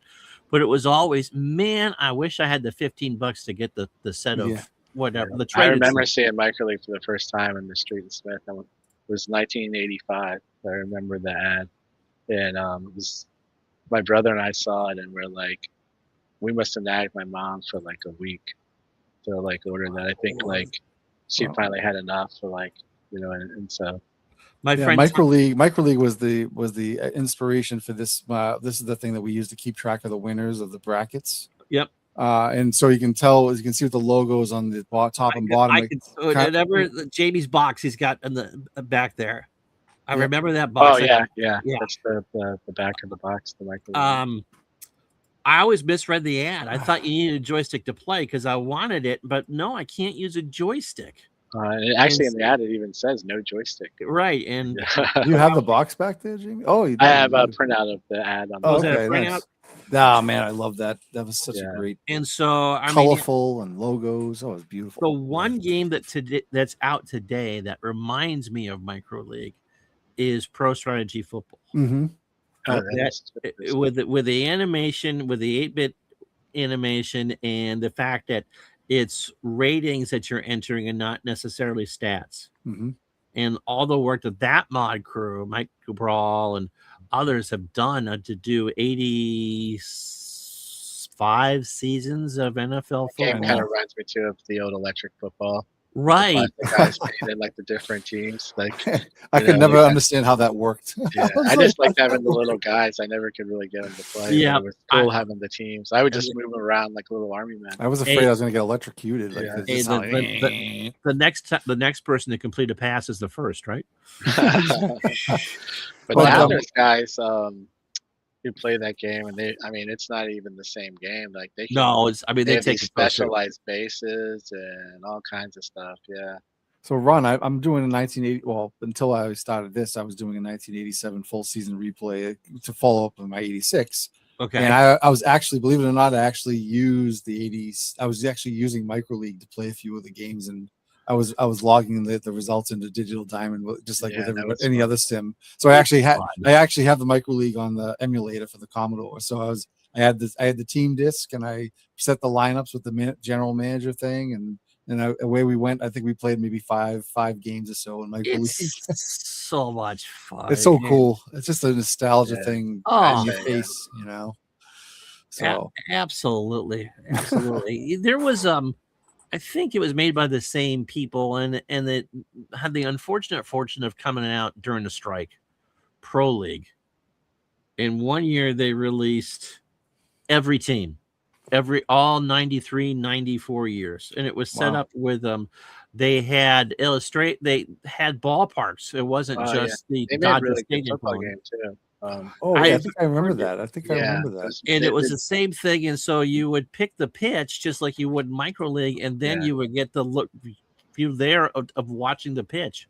Mm-hmm. Right. But the strike just killed it. Absolutely. Yeah, it was bad for anything baseball related. Yeah, for that '94 strike. So I've heard of microleague football. They did a wrestling game too. Yeah, they did. Yeah, no, that was microleague. Just with the one you were talking about, the Pro League, that was Micro Sports. That wasn't okay. Yeah, but microleague had a football game, but this other company, Micro, is the game you were talking about. Their football game was probably bigger, but like you said, the baseball game probably got snuffed out because. Well, wasn't that Tom Landry, or was that someplace? Or no, Tom Landry. That was the Pro League. That was a different game, right? I mean, because Tom Landry is Pro Strategy Football. Kerry Batts, that's right. But this was Micro Sports Pro League Football, I believe was the name. Kerry Batts, by the way, I hope he's digitized this stuff. Has 9 hours of cassette conversations that he had with Tom Landry about. Oh, I remember you guys talking to him on that was just. I mean, those are the moments that I enjoy the most. Doing any of that, you sit there and you talk with someone. Wow, look at the wrestling with Hulk Hogan on it. That's awesome. Wow, that's a cool.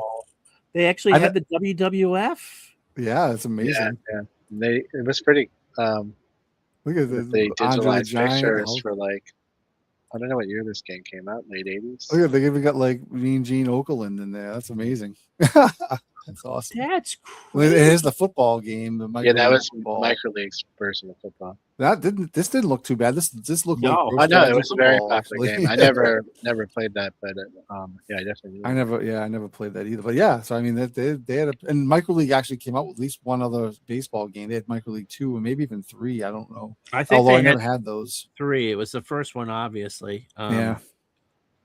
The basketball game I played that you might have heard me talk about was an Avalon Hill computer game, NBA, and that had 20 teams on a 3.5-inch floppy with the final 4 teams, I think, from '86. So Boston, Milwaukee, Houston, and that's the cool. Lakers, and 16 historical teams. So Wow. I remember playing a lot, and your final scores, if you played a human play game, depending on how fast your computer went. So if your computer was slow, if it had a slow processor, you weren't getting much more than the high 80s. That's crazy. But yeah, so that was probably between that, so Minor League Baseball, the Avalon Hill NBA, and Earl Weaver baseball. Yeah, so another one for those were the first real stems. Wayne Gretzky's hockey. I had that. I loved it. Yeah, the company Bethesda Softworks was right not too far for Oh, that's right. Bethesda. I was in a summer league baseball with a friend. We were playing a college summer league, and where they were was not too far from the field. And a friend of mine, we were like waiting for this game to come out because it was on the Amiga, but we had a PC, and he was like, let's just go there and ask him what's going on with this game. Like we were like 19 years old or whatever. So we go in. They were super nice to us. They let us in and talk to us for a while, and then they said, yeah, just come by on a weekend. You can test it if you want or whatever. That's so awesome. we used to stop by or whatever. Yeah. That's we're so like, cool. When is Wayne Gretzky gonna call? I'm like, yeah, he doesn't usually call. Wayne Gretzky. Yeah, they just send it to Janet. It's just send the checks to Janet, right? But with Earl Weaver, I remember reading a story about when they had him, because it was his baseball game or whatever. But they went to meet with him, and I guess they were just expecting the basic, and it turned into like this all day baseball school, and he had the programs lined up and to show them how the cutoffs are. And he's like, you go over there, and I mean, he got really into it, and I mean, you can tell in the game because it really was a mind blowing game. Yeah, I mean the technical level of that game, the match baseball. I don't know. I mean, I'm gonna be in the show, obviously, but for anything else, there's not too much that as precise as that game was. Mm-hmm. I remember playing with that game had a stadium designer. Yeah, I think it was the first. The first one, and I would just keep making stadiums.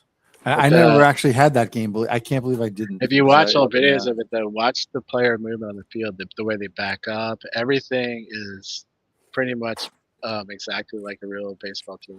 And I think I heard that each player ran their speed was actually based. Yeah, it was a physics based. They actually were fast. You would see them. The faster plays would be faster if they were, And the ball, it would, wherever there was no, it wasn't like canned animation. Everything was, physics based. Oh, it was physics. Okay. Yeah, and so if the player's speed in the outfield, maybe he's going to get to the ball and gap better. Okay. They were rated too. They were rated for their stats. I think that. Yep.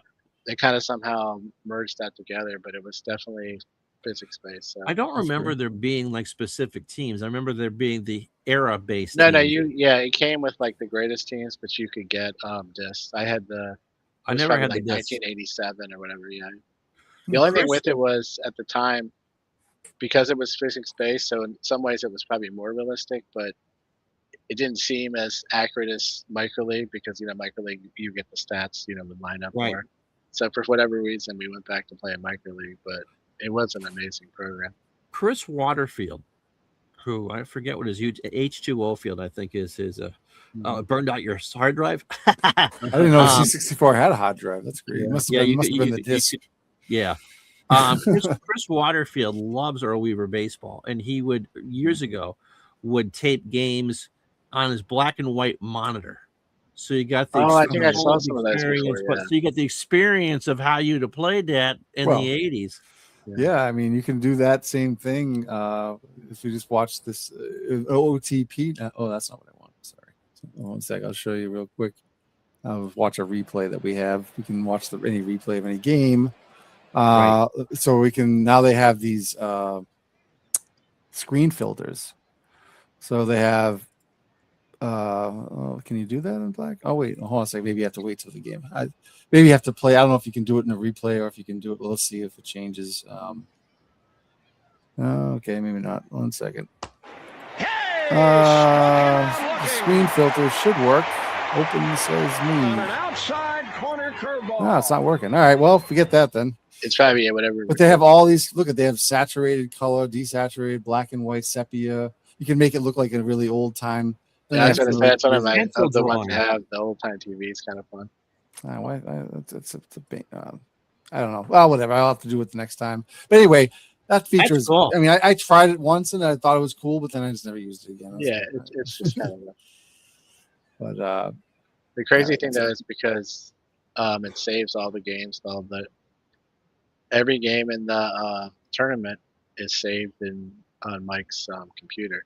yeah, So I have every. it's like he has like a video library of the entire tournament he could ever, Wow. Yeah, I can because I created it's like a season file for every bracket, and Right. it's like, and I imported the teams, and then in every game so every game has a replay. You can watch the full replay, or you can just see the highlight reel, and so I can go back to, I can load up any of those old bracket seasons, and I can just see whatever. I look at the stats, I can watch replays, and Jamie and I have done that in order to create We've some done of it. these, Some these of like, the post-production long-term things, I runs. guess we call it. Yeah, That's cool.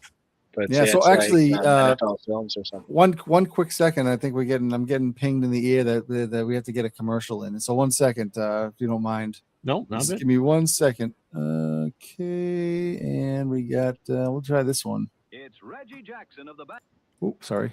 Fences with Bash Ball cereal. Reggie, let us address the matter plainly. Why bash balls? Howard, because Bash Balls knows what it's doing. It comes to the table with power, it's got crunch, it's got taste, and it makes breakfast feel like October. Confident swagger, dare I say it, with a sense of occasion. Now you're getting it. Thanks, Howard. I was speaking of the cereal. Well, Howard, the way that Bash Balls help start my day in the Bash, they are going to start calling me Mr. Breakfast. Mr. Breakfast? Well, now, Reggie, that is at once preposterous, grandiose, and somehow entirely consistent with everything the American public has come to expect from you. Bash Balls, the official cereal of the Big Beautiful Baseball Bash, a most unapologetic breakfast. That's Get that- that's hilarious. So funny. I love that one. That's Grandiose. Yeah, we've got some big names hawking cereal. Yeah, it's so fun. It's just good to have. I love that Jamie does that stuff because it just. I it's feel like great. it just brings everything to life, And a lot of people have like issues with AI, and I say why? I mean, it's for replays anyway, right? I mean, AI in general life can be kind of hectic and sticky, but I got a very narrow. But- turning. for a replay like this, aspect. for somebody's replay and people using AI to enhance and to basically, I think it's it a allows. tool. Yes, exactly, and it allows people to convey for people that are very good at speaking, like you yourself, and doing these, that's great. But for some other people like myself, maybe others like Jamie or whatever, we're not as comfortable like that. So AI is a very good tool to help us improve our communication of our projects to everybody. So. But anyway, that's Again, my it AI just go- spiel. It goes to going back to Stevens in his 26 replay. It just goes to the added creativity that just goes. It's more than just. I think Mark mentioned it the other night. We blur the line closer and closer to a role playing game like Dungeons and Dragons. All this. I mean, when you want to bring in someone to your world, whatever your world, whether it's this or the season replays that I do, or Red Sox fans, what ifs, or what have you. I mean, you got to entertain people while you're there. And just for entertaining ourselves too, because both Mike and I, we're both seasoned replayers. We never really do what ifs or big tournaments. So we've kind of like in our minds, we almost think of this, this massive tournament. It's almost its own world too. So when we're creating these funny, images or little stories or whatever it is, it's all part of our, imaginary world of this mythical tournament where all these teams are all in one place, So it is kind of like you were saying, like the role playing aspect. You can't take it too seriously. I mean, No. you're designed to have fun. I mean, there are days If you're doing anything too seriously with this, then you might want to reevaluate something. I And mean, you, this then is you can part call of your yourself hobby. J. Henry Waugh. Yeah. There you go. There you go. I mean, there are times that I'll use the Game 7 of the '88 World Series where I was actually bummed at the rest of the day. Oh yeah, I'm sure everybody's had a moment where they've been mad from one of these games. 'Cause Oh. they do pull you in at some point. But I mean, when you think about that, I mean, if that had been real life, it would have been 2 monumental collapses in 3 years. Of the 3 years of I would have been in high school. To sit there and go, okay, we got through '86, we survived barely, and then they have it happen again 2 years later. Oh my God. I mean, just one of those things. But I mean, and that's the thing. And the possibilities are endless. And the thing, like one of the things I used to do with the OTP is run the almanac. I would do fictional. I loved OTP for fictional. And you run it for 50, 60 years. You let that history build, and you make sure the almanac's going, so you can go through the team that you take over and go, oh, they won the tournament, they won the World Series in '44, or someone has 600 career home runs, or 4,000 strikeouts. It just builds. Yeah. I mean, there's Mike was mentioning the character from the Universal Baseball Association. That's exactly what you can almost recreate with that. Yeah, you can literally go through with 100 years of history, pitch by pitch, of whatever it is, and it tells the story, even if you don't necessarily play a game. It's like having a whole new baseball encyclopedia to pour through all the stats and everything. It's crazy. And there's no other game engine that does it like that. And that's the thing for myself. I used to be someone who, once I found a game, I'm like, okay, I like this game. I don't really need to look at other games because I'm happy. Why do I need? So, but once people started streaming games online, over the last 10 years, I started getting exposed to more games. There's a so balance. Now, if you ask me like what my favorite game is, I couldn't tell you. I mean, I have favorite things about this game. I have favorite things about that game. But I went years from playing just Diamond Mine, then I went years from just playing Action PC. And I love Action PC. It's such a flexible game. There's nothing you can't do with that game, or all their sports games. But I like PC Replay too, because it's the closest to playing a tabletop game on the computer for me. There's just so much you can do with these games now. I'm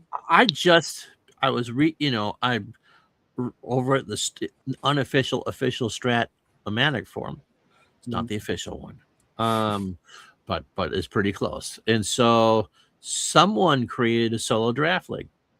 Okay, and it just kind of rattled around in my head and kind of skipped through. And the '86 Red Sox, you get about a quarter of the way through and go, okay, we need a break. We need a break from that. I'm sorry, John McNamara. I gave you such a hard time as a kid. And so what I did was I pretty much took the 83. I went to my AI and say, well, what's the most balanced? I'm actually going to do a video about this if I remember to do it. What's the most balanced era of baseball? Where pitching and hitting were pretty much the same.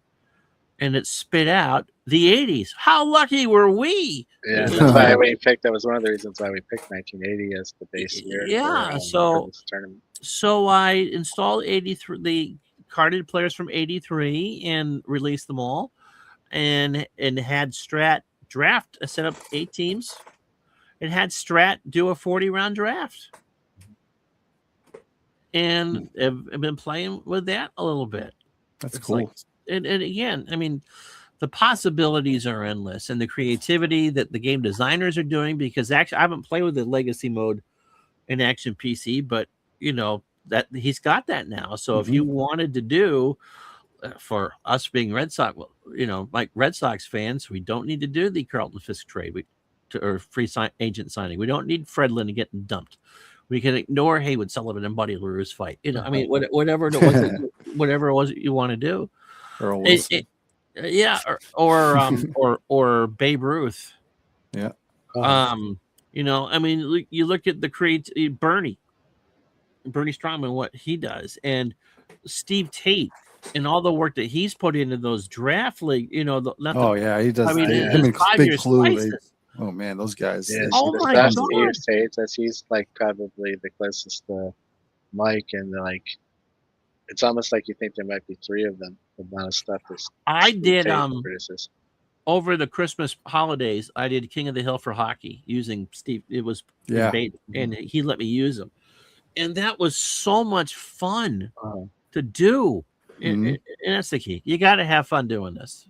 So Well, that's what I'm saying. Like when you asked about the ballparks and like when I was creating those, I think I went I think 4 or 5 versions of the game.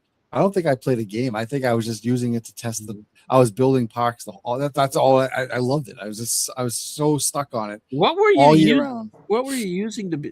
Are you building them in the game or SketchUp, Microsoft. Sorry, Google SketchUp. It was Google at the time. Now, I'll just give you a quick little tour. So, for instance, so this is the SketchUp. I think I can look at one of these. I'll look at Fenway 1940. So this is what this is the park that you see in the game. So what I did was I put the big beautiful bash things on some of these on the field. Yeah. But yeah, so this is it. This is like the whole thing. That's like the surrounding buildings. Okay. And then you can see like the outside, which I don't really take too much care about the outside because nobody sees that. You're not there for that. But yeah, you can look at you can kind of click on any part of this any stands. You can see what it's like from there. It's pretty cool. This is like the model that I export into OOTP. So Okay, that's So I made all the parks using this, and I taught myself. I didn't know how to use this until OOTP came out with the 3D option. They said, Right. "Hey, you can use SketchUp to do this." I'm like, "Oh, well, I don't know anything about it, but I'll give it a shot." And then over the time went on, my technique got better and better, and that's it. So I could go on for I could talk about that all the time. But yeah, but that's for probably one of 5 the years I didn't play a game. I was having fun, limitless fun, just creating those and trying to get them as close to real life, researching the parks, researching photos for the older ones. Oh, it's fun. That's part of your motivation for doing the tournament too, wasn't it? It was. I wanted to see everything. everything. Every park, Sure. Because Mike also did a lot of the uniforms too. right. Like, I knew that. Yeah. so it was one of the fun parts of. At least hooked me into it too. Was just seeing all these different historical uniforms. So we were like, oh, I didn't know the White Sox had those uniforms then, or getting to see all the different parks. It was just a lot of fun. Right. It was a non-statistical history lesson for baseball for me. Like it was the history lesson, history of the ballparks, history of the uniforms. That kind of stuff is all fun too. But to it's me, still anyway. so immersive. It is. Yeah. It is. And that's the thing too. Like we were talking about creating thing. It's kind of cool when you think about it because real baseball inspires people to write books, make music, create art, and these simulated games do the same thing. We just do it in a digital form. Mm-hmm. One of the uncle that would get me the sporting news one year for my birthday got me it was a sporting news book. It was Take Me Out to the Ballpark. Must have been early 80s. And it was up to that point, every park that had been built from 01 to 82 or whatever may not have had the Metrodome. But so that era, and 5 or 6 pages along with some illustrations from the 40s. And I think I must have read that thing 4 or 5 times. It's not just the numbers. It's not just the players. It's this surroundings and learning about, as a kid, you're just a sponge when it comes to that sort of thing. And well, the numbers are really just the building blocks that tell the story. Absolutely. That's why, you can look at a box score and it's more than just the numbers. It has its own nostalgic thing because you always remember as a kid looking at box scores. But just to see a game through a box score is just something special. That other sports have box scores, but for some reason baseball is just a little bit. It just means a little more. Yeah. Yeah, it's crazy. Yeah, see what this whole thing, Ron. This is what Jamie and I do. We'll go on. We could go on for 3. We've done 3 hours. We every night we just get on. We just talk about whatever. It's just so much fun. We play some games, and it's really just low key and So yeah.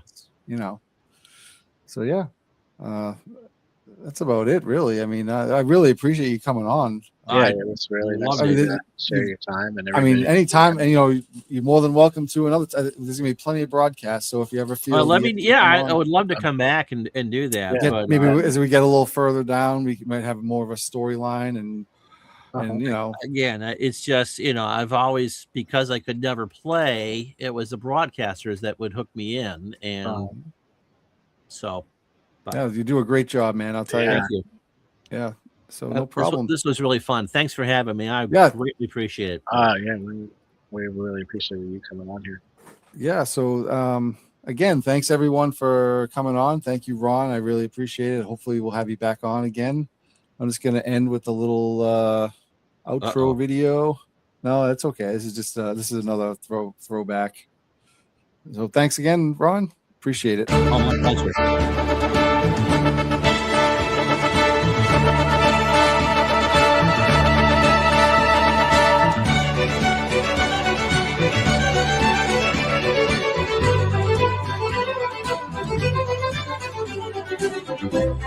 Thank you.